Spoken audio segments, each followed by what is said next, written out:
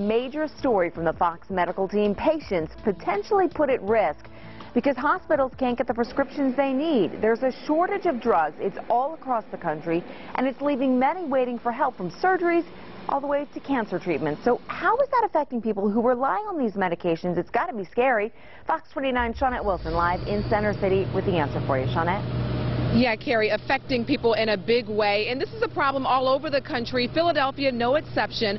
A local doctor, though, says it is a short supply, not no supply, but patients tell a different story.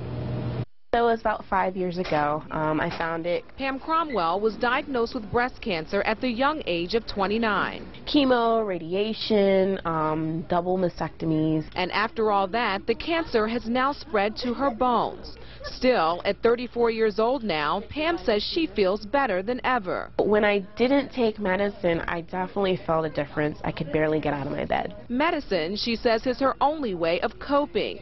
Being forced to go without it scares her. Absolutely. I mean, I don't know what I would do. The healthcare industry is dealing with what some call a critical shortage of infusion drugs for people trying to beat cancer, infections, and other serious illnesses.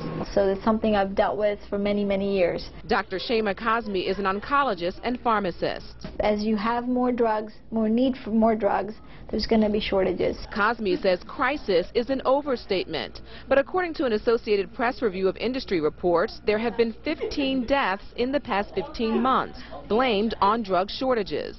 There may be adequate substitutes with certain drugs that may be equivalent. Substitute drugs have been a problem for many people, but Pam says she'd try anything because going without would be a major setback.